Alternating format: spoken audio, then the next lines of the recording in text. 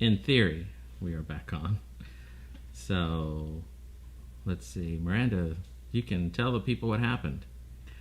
Well, I'm not a particularly technical person, but the new camera that we got, that a DSLR, which was supposed, well, we didn't get it. The school bought it. Now we're learning how to use it. So, anyways, it was supposed to be able to live stream here for us, but as soon as we started trying to live stream with it, it just gave up. So that's where we were at. Yes. That's like my technical explanation of that. Yes. Yes. Well, thing is, it's a way to do. He thought I couldn't do it, but I did. Technical person. There we go. It's a way to do it with a DSLR. Most of the time we use iPhones and stuff, and there's a new way we can use DSLRs to live stream with Switcher Studio, and we were trying that, and apparently it didn't like how much bandwidth it was taking up. So it didn't work. So now we are back to our old method. And that seems to be working. Yay, we're back on, I think. At least it seems to be. So we'll see. All right, hopefully that works.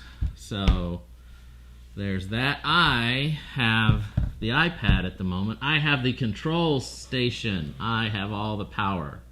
Ooh, It's still hot in here, by the way. It's not hot. It's just right. Aspen should go see if it's still down to 79. Maybe Mommy turned it up. I did not. Anyway, so... But it's not as though I don't, though. No, that's true. So, Miranda, tell us what we're talking about today. Road signs. Road signs. Yes, road signs. We were talking about road signs. And how they apply to Abraham's life, our life, and we're making the spiritual analogies with that. Yes, we are. So I thought what would be an interesting introduction to all that on road signs or things would be to remind everyone something that I think has been, well, at least seemingly to me, it's been lost, from my childhood years, something that doesn't seem to happen near as much anymore, at least the way it used to happen. And that is family vacations. Now, if you're any kind of cinephile, for those who don't know, are people who love movies and watch movies all the time. Not me. See, we're educational as well as entertaining. So, yes, Aspen just rolled her eyes at me. What? Anyway, so we are going to talk about what family vacations used to be like, because like you've seen it in the movie, Vacation with Chevy Chase and all that, the playing off the whole, the nightmare story of the family traveling across the country in a station wagon. Well, my family actually did that. We used to do that. We used to travel to different places. Once a year, my father tried to take us on a big vacation.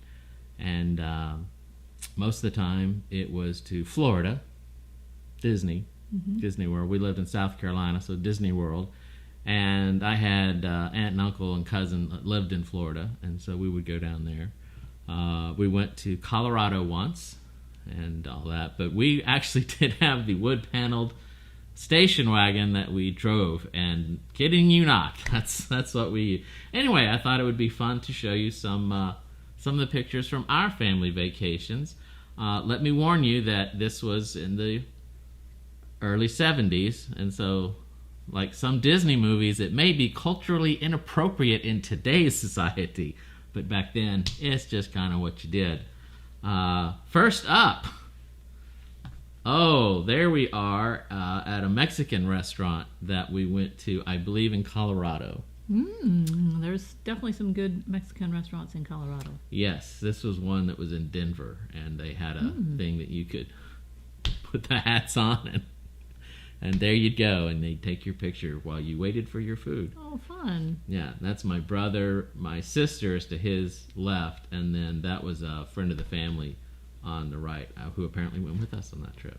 I thought that was interesting. We went to, here's a good one. This is North Carolina. It's where I learned to ski. It's either Wolf Laurel or Cataloochee. So this was one of the closer by vacations we took. Dad drove us up to the ski resort in North Carolina because I had a uncle and aunt and cousins that lived in North Carolina. So we went up there, and that's me learning how to ski. I remember not liking that ski suit so much. I'm sure it was very trendy. I'm sure your mother bought you something Oh, very Mom nice. bought them all. She did. Yep.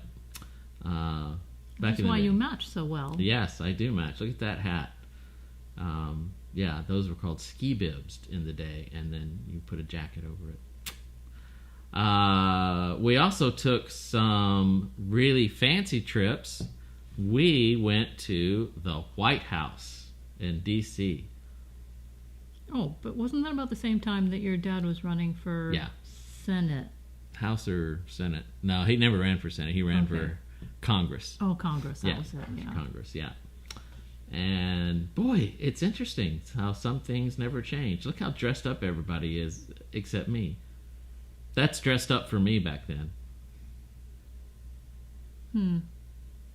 And no comments on that one. There we are. Apparently, we made it to the House chamber. He was a representative from South Carolina. I don't remember who he was, but he took us on to I think that's one of the committee rooms or something like that. But yeah, he was that. It was one of the not Supreme Court, but in a courtroom somewhere. But yeah, we went to the Washington D.C., the White House, and all that. And that was a big trip for Craig. Craig really liked that trip.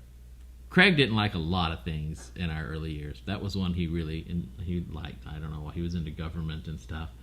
But along that trip, we also stopped at Gettysburg. That's us at Gettysburg, where you can dress up and get pictures taken in front of tents and things. Yes, and where's the father? He's taking the picture, actually. Oh, but did he dress up? No. My father did not dress. We actually were at Gettysburg as walking around a lot. We've been to Gettysburg. Didn't we go to Gettysburg and what's his name gave us a tour around, or what? Some battlefield. Oh, right. Yes, I remember that. Yeah. I thought there was other Gettysburg pictures there, but I guess not. Yes, but to this day, your brother loves to do reenactments. Yeah, I don't think he does anymore. He's, with his kidney transplant and eyesight, he stopped doing them, but he used to be really big into it. Like I said, though, we'd go to Florida, and we would do things in Florida. And this was an early trip to Florida. You can't really, it's very blurry, but that's my sister and I think our cousin. I think it's our cousin. And, and the race cars that they used to have at Disneyland. And, yes, I don't know. I think that's Beth and her again. We went a couple times to Disneyland. Here's one that Aspen thought was interesting. So this is, that's me on the left. That's my cousin Cindy next to me. Then that's my sister Beth, Mom, and then Craig all the way over on the right. And Aspen made a very interesting observation on this one. Aspen, would you like to share your observation? Your siblings look very depressed, and you look like you're on top of the world. Yes, I guess I'm very happy and smiling, and everybody else is like, what are we doing? So, what was going on there? I told Aspen I'd tell everybody the story behind this picture. That's Disney, and it's a restaurant, obviously. And what Dad would do is we stayed in the Contemporary Inn, right, inside the park. And each day he'd give each one of us $50. And, I guess in the 70s that was a lot of money. Mm-hmm. And so we had our Disney tickets, because that's back then you had the ticket books, the A, B, C, D, E tickets for different rides. And he'd give us $50 and say, go have fun. So the three of us would get on the monorail and ride into the park, and Craig immediately dumped us. He went off on his own because he did not want to hang out with Beth and I. And then Beth and I would hang out for a little bit and do stuff, and then eventually we got separated. And So I was by myself, and I think I am 13 there, 12 or 13, and it's hard to get the image from the picture, but I'm told I looked younger than 12. And so I went into this restaurant because I was hungry, and being Disney, the waitresses won, and this is just what I was told. Mom told me this. I'm not trying to sound anything, it's just what Mommy said. Okay. They said I was very, very cute, and I was oh so adorable, and I was all alone, and where were my parents, and how could this small little child who's so cute and adorable be all by himself? And so they came over and asked me, and I guess I explained to them, and in my day we were just, taught respect and everything, and I simply, with apparently good wording, explained the situation to them, and that I would like to order something to eat, and I did indeed have cash to pay for it, and they just said I was this grown-up little boy who was on his own ordering. I remember it was a hot dog and French fries and a Coke.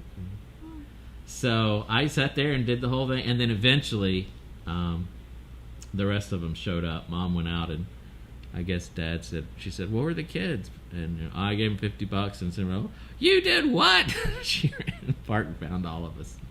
I was the last one to be found, and but she had gotten everybody together and dragged us on, dragged them to the restaurant, and there I was. And there you were. Well, that was good. I'm sure it stilled her beating heart. It did, yes.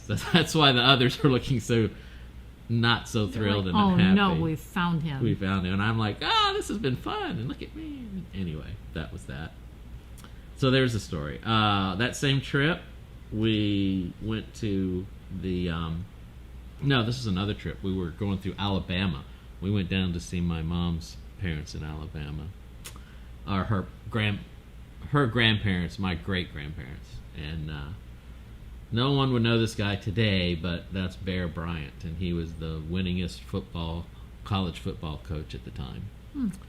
And I don't know, Dad was a big fan, and I'm sitting there, and I'm like, that's cool. I had no idea why we were there or who he was, or I just knew, I know I'm on a football field, but I don't know why this is so special. But apparently he was known for wearing his hat, and so we got a picture of him, and it was interesting. We also went to SeaWorld. That's us at SeaWorld.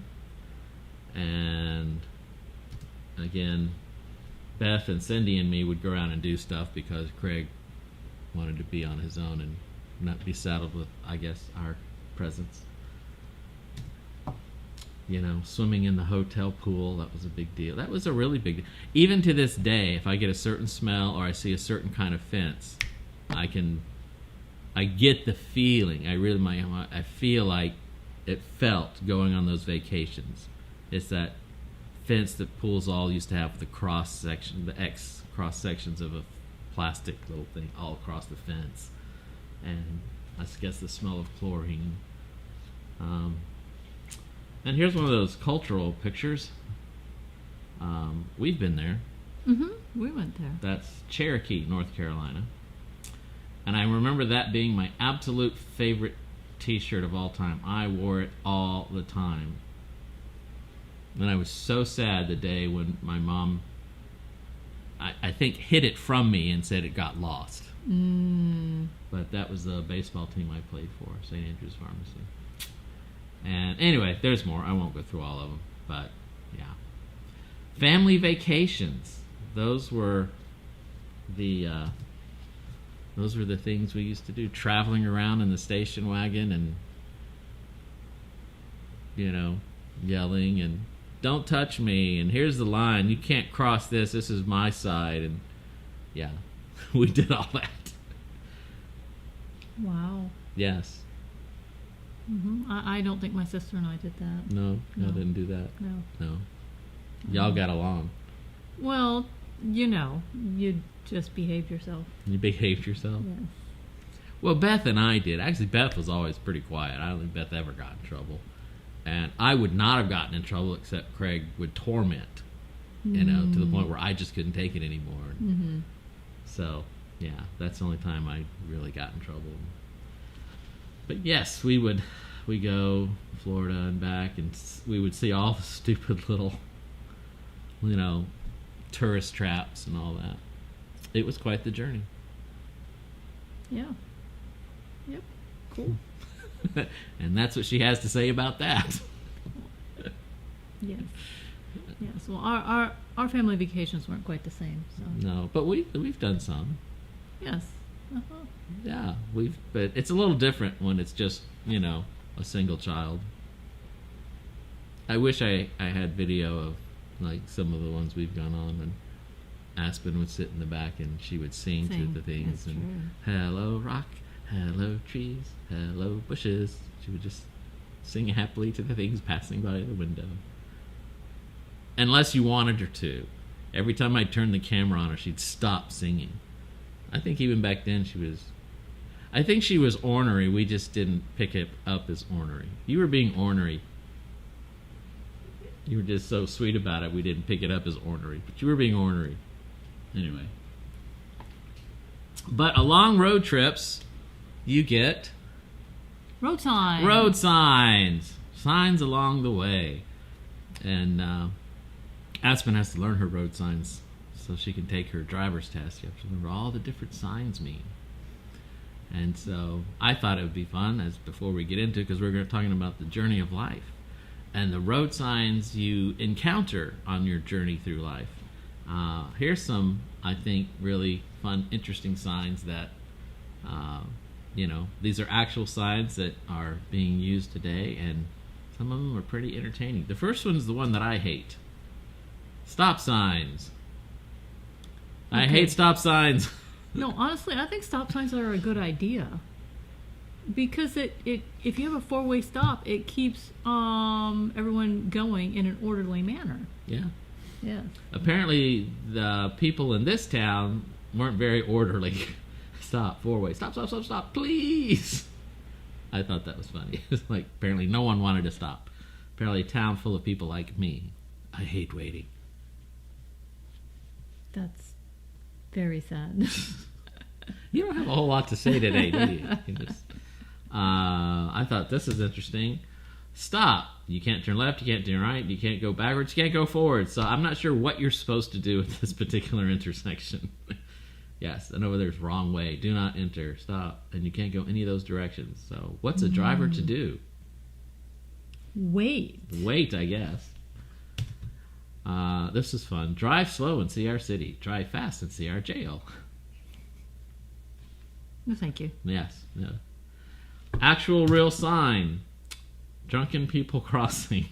Yeah, which reminds me that one time, it was fairly late at night, and we were trying to get home, and we were driving, were we still in West Virginia then? Yeah. West Virginia? Mm-hmm. Yeah, and it was a backcountry road. We were taking it because of traffic, I think, on the freeway. Yeah. And it was dark, and all of a sudden, there was this guy literally lying in the middle of the road. Oh, right. And so we didn't stop, of course. Oh.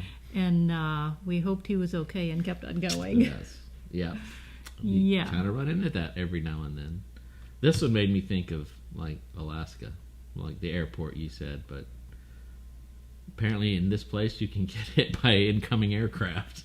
Wow. Okay. Like, look out! A plane might bounce off the roof of your car. Yeah. The air strip in Kodiak, Alaska, ended right before, like, it ended, and then there was a 2-lane road, and then was the bottom of a mountain. Wow. So you either took off from there, or you were headed towards there as you took off. Yeah.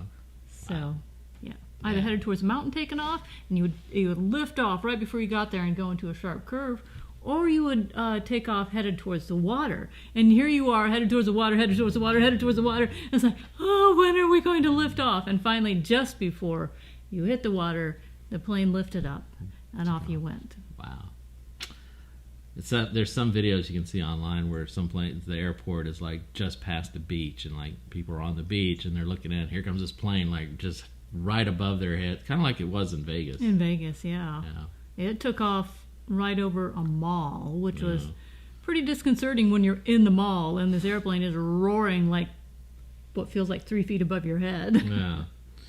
I'd like to see this area. I'm not sure what.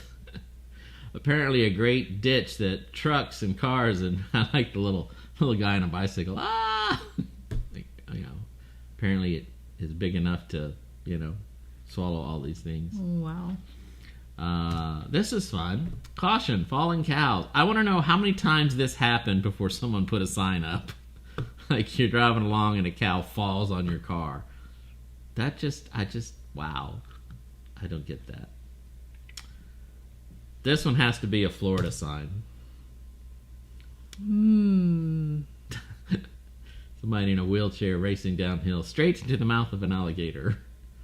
Like, again, how many times did this happen before someone go, we should put a sign up for that? And I don't know what, lies beyond this sign, but apparently the good people of this town felt, I'd turn back if I was you. Doesn't look dangerous. Brett has been places like that. Yes, I have. What are you thinking of? In Colorado.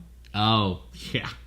Yes. When you get that funny little feeling inside your gut that says, maybe I should turn back, listen to it. We don't have time for me to tell that story. It's a long story, but it's a good story. And then finally, sign not in use. Why even put it up? There's our government spending our money, tax money wisely. Sign not in use. It's entertainment for people who are driving along. Maybe it helps keep them awake or something as they chuckle. Oh my. Anyway, I thought that was Gives fun. them something to ponder. Gives them something to wonder about. I shall now turn the control machine back over to Aspen. Well, Miranda now takes us through the important stuff. I just did all the fluffy introductory things. But we're talking about actual journeys of life and our spiritual journeys. Right. And so journeys can be revealing, and that's why God takes us on them, right, in our lives. It's certainly more than one, and he wants us to know him and ourselves because he wants to take us through a journey through his heart, because that's how we get to know him. And not only do we get to know him, but the more we get to know him, the more we get to know who it is that he created us to be as well. That's, and that's, not to make light of it, that's even true, like the family vacations. You really get to know your family and how you react and act, and treat each other in, hotel rooms and cramped cars and things like that. Journeys have a way of revealing who we really are. Yes. And this is what happened to Abraham on his faith journey with God, right? And the deeper into God's heart that he went, the more he saw how faithful that God was to him. And it changed his heart little bit by little bit on that journey that he was on. Makes you wonder, when we set out on those family vacations, originally it's like, oh, we're going to Florida, oh, we're going to Disney, and there's going to be all these terrible things that, not terrible, but, the challenging things that happen along the way. And you think, if I knew what was going to happen on the trip, would I actually go? And, you wonder if Abraham, if he had known all the things that were going to happen, would he have wanted to go on this journey when God said go? Yes, I think he would have. Because if he knew exactly where he was going to end up, who could have refused that kind of relationship with God? Right? Okay. So Brett has told us a little bit about his driving style.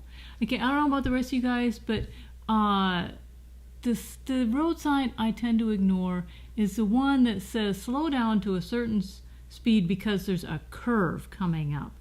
And you always think, generally it works just fine if you're going at least 10 over the suggested speed, going into the curve. Because you can't see what comes after the curve. And so there are times when I go into the curve and I'm 10 miles an hour over and it works out just fine. And yet there's other times when those curves head into more tight curves and curves that are even tighter, and I do end up having to hit the brakes and end up going the speed that they suggested. And that's because the people who put up the sign knew what lay beyond what I could see. So I was basing my speed based on what I could see, while they were basing the speed that I should be going on what they could see. And there certainly is a difference in that. And it is God who makes a plan in our lives, and He knows what curves are up there, and whether we need to stop, go, yield, and He has those kinds of signs up for us on our journey. Mm-hmm. And well, I'm skipping some parts here because Brett kind of touched on various parts of them. Oh, did I? So, okay. yes. So part of living out our loving relationship with Jesus is living out His words. And so first of all, we're going to talk about the green light. Green light means go, and that was the first sign that God put up for Abraham there. And He told him to leave where he was at, leave his family behind. His father and his father died, but his brother and extended relatives, and take his own tight-knit little family, his wife and such, and go somewhere, just to go somewhere. And every time God tells us to go somewhere, in essence, He is telling us to come and follow Him, and follow Him deeper into His heart, so that we can develop a deeper relationship by Him, by seeing more of who He is, more of His truth, and His humility and His faithfulness to us. And then that creates in our hearts who we are. Yeah, see, I think, and, going with our analogy, so like at the family vacation, and, we would always pack up, and the one thing I do remember, though, almost without fail, every single family vacation we took started badly. It started with everyone in a bad mood, because inevitably Craig would, and it wasn't always Craig, I found like I'm blaming Craig for all things, but I'm sorry, Craig, a lot of times it was true.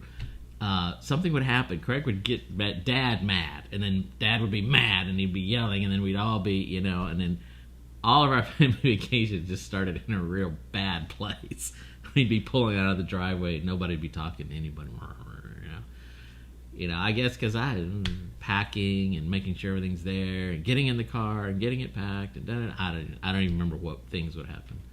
But I wonder if that was, if that happened to Abraham as well, because, he had a lot more to pack up than, just what we did. So all the servants and all the livestock, and, and was, Sarah over there, yelling at Abraham, make sure you get this. Don't put that there. I'll need to get that right as soon as we start going. And everybody, make sure you go now, because I'm not stopping for the next 3 hours, and just, did they go through all of that, But, that was the beginning of his, big journey, with God. And he was going to encounter lots of road signs along that trek.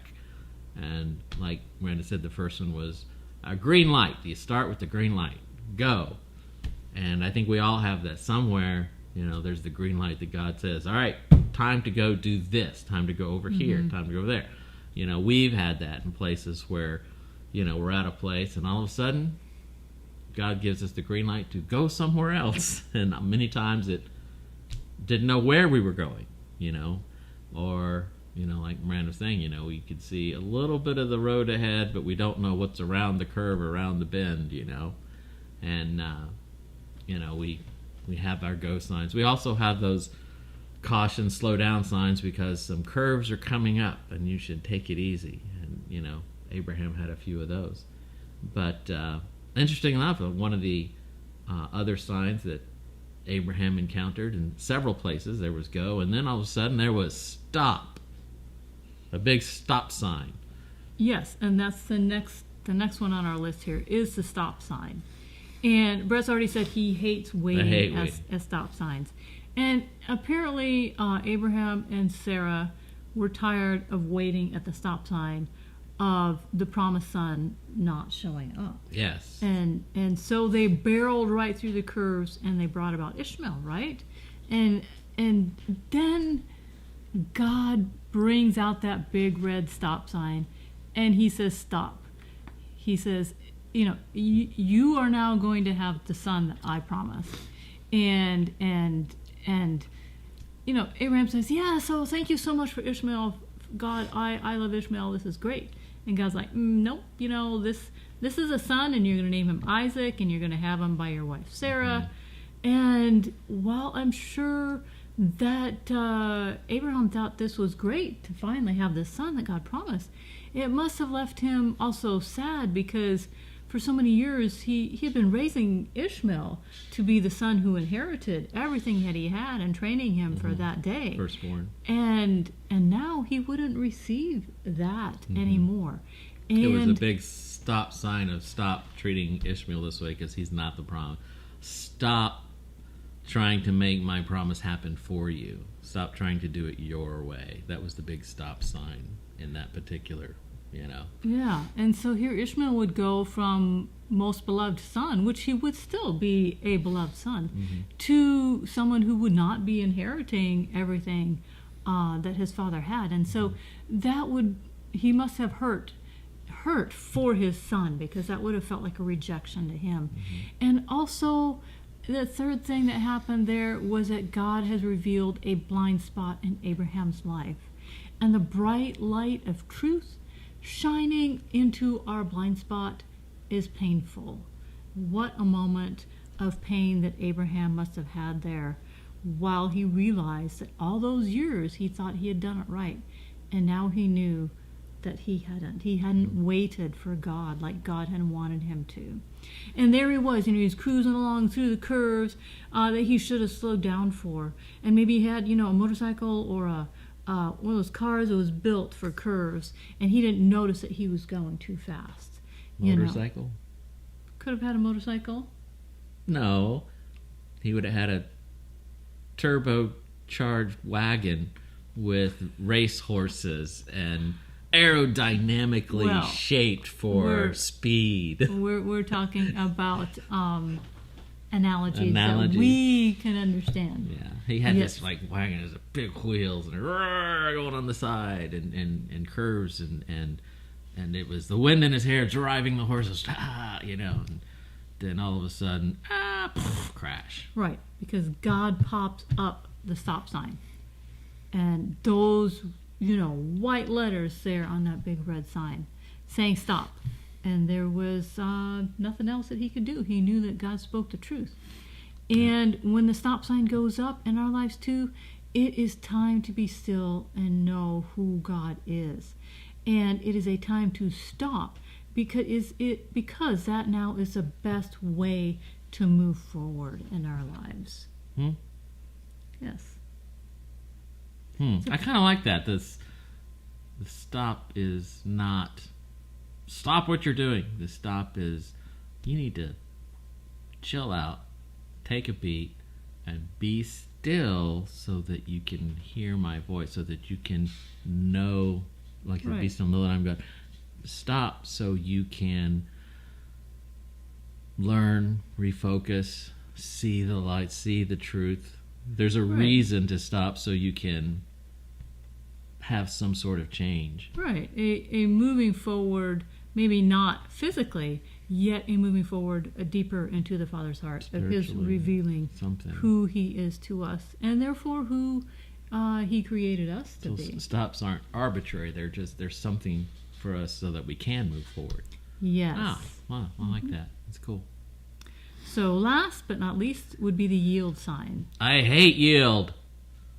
Would you like to tell us about that? I hate yielding. Should I share my pain? You can share your pain. Yielding is horrible because you're zooming along and you're doing and things are great, and all of a sudden yield. I have to let somebody else go in front of me. I worked so hard to get to the lead of the pack and get all the other drivers behind me, and I'm in the lead. And then I have to yield and let someone else in front. Well, I'll have to admit, particularly, when you're driving down those the 2-lane highways, and there's always someone who's a little bit slower, and Yeah. everybody gets backed up behind them. Yeah. And so I'll have to admit, I would do my best to pass all the people that I could pass. And it would be very hard to pull over to get gas or use the bathroom or anything like that, because you knew that all those people are going to get ahead of you again. Yep. Yes. Did you ever? Have any of you ever, like, you know, you're going along and there's like, and you get to one of those two things, and you may have been doing like 65 or something, but somebody calls over like they're going to pass you, and all of a sudden, I can't let anybody get past you, and you speed up so no one can pass you, and then you get back to the two lanes. Okay, fine. That's just mean. Okay, so God, when He asked Abraham to sacrifice his son, He was throwing up the yield sign, a great big yield sign, which meant Which son? the yield sign. Yeah, which son? Oh, he asked him to sacrifice Isaac. Not yes. just giving up Ishmael, because we were just talking about Ishmael. Right, yeah. So this was when God said, offer Isaac as a sacrifice. Yeah, He was asking him to yield his will to Him, Yeah. because no father would want to do that. There's no way Abraham wanted to do that. He did want to serve God, and he did want to maintain his relationship with God. Mm-hmm. So he did, after years of learning how to follow the road signs that God had put up. It had developed some faith in his heart, and because he saw how faithful that God was to him. And so he decided to be faithful to God in this situation, because he hadn't always been, and because he knew that God would be faithful to him one way or the other. And so he did yield to God's will. And there was a lot of experiences in Abraham's journey with God, of signs he blew past and ignored, and, you know, didn't yield, didn't stop, didn't proceed with caution, didn't do these things, and he learned, from mistakes, as hopefully we all do. And it was those experiences, even, times where he totally blew it, that taught him how to trust God more, how to have, again, like I said, the journey was a journey of God revealing himself to Abraham and learning in a relationship with Abraham, let's reveal you and your shortcomings. Let me reveal my ability to do what I'm telling you I'm going to do and take care of you. And all those experiences allowed him to, at this point, accept that yield sign, accept that, even though he couldn't see beyond the curve, he couldn't see beyond, what was right in front of him. He trusted that, well, I know now that God does, and he said this is the promised child, and I don't know how he's going to do it, but he will do it. I'm going to do what he tells me to do now, even though I can't see the future. Right, absolutely. And so part of living out a loving relationship with Jesus is living out his words. And what did I tell you should have said in Sabbath school today? Yeah, you said I should have said that. Only I missed my cue entirely. You missed your cue in time. But they were talking about worship, and I can't even remember what their subject was. It was why worship, I guess in a relationship with God, and then, it's his natural outpouring of worship. And I know it's just me, but then you get worship and you think, the outpouring is, going to church and singing and putting your hands up and da-da-da, but I like Miranda's definition better, where this is your definition of worship. Right. Living out a loving relationship with Jesus. Yeah. Is certainly worshiping him. Because if we don't live out his words, then we are not worshiping him. Yeah. And there's nothing wrong with singing and raising your hand. I'm not saying that. I'm just like, I like the definition of worship is living that relationship with Jesus, following, doing his, what he asks us to do, doing his words. That's worship. And, I think that's the best definition. And worship fluff is not eating the birdies. Leave the birdies alone. There's lots of glass between Kitty and the birds, so Yes. It's all okay. Yes. But boy, is she over there looking at it. 3 birds on the bird feeder right now. I'm sure it's big torture for Kitty. Yes. She's not listening to the yield signs in her life right now. No, she makes a little pounce on occasion, Yeah. despite the glass being there. Yes, she does. She's not learning that, what is this invisible barrier? I can't get to the birdies. Anyway, that's off topic. So, there you have it. We are all on a life journey, and the point of our journey, I think, is not just to get home, but is to be a journey through, like you say, God's heart, and to find out more and deeper things about ourselves. As do family vacations. So take that family vacation. Rent that station wagon. Get out on the road and know you and your family better. Mm-hmm. We don't have to rent a station wagon. We have a station wagon. We have a modern station wagon. Although Miranda wants a new one. Miranda wants a tank. That's what she wants. She wants a new mini bus. I'm perfectly happy with the car that we have. Yeah. Aspen's excited about a wagon. What is it? A Wagoneer? Grand Wagoneer? Grand Wagoneer. Jeep Grand Wagoneer that holds like 12 people. And that's probably so she wouldn't be so scrunched up in the back seat. Yeah. Well, whatever. But when I was your age, I was all scrunched up, and we liked it. Anyway, so I don't know. We probably still have a few more Abraham topics, but I got to thinking I might want to head back to our Come Follow Me series, and I really like that one as well. So we may lay off Abraham for a little while and go back to some New Testament Come Follow Me. Yep. Mm-hmm. And so we have today's broadcast. It's all written out too in a blog. I guess I can post the link in the comments. I didn't, but there are links to the blog on our Facebook page. And if you go to our Facebook page, you'll see Road Signs of Life, and it's the written version of what we did today, without the family pictures. Unfortunately, you can't see me in a Confederate uniform holding a sword, or when I was so cute and adorable and ordered a hot dog and myself in Disney World. Poor Aspen hasn't been to Disney World. It's very sad. Oh dear. Well, maybe someday we'll take her when she's like 25 or something. So we'll be starting a GoFundMe page. We'll take her when she graduates from college. That's it. You graduate from college, we'll take you to Disney. Yeah. How's that sound? Okay, now we're just rambling. All right. So thanks for joining us, and hope you had a good Sabbath, and hope you enjoyed today's broadcast. We did, and we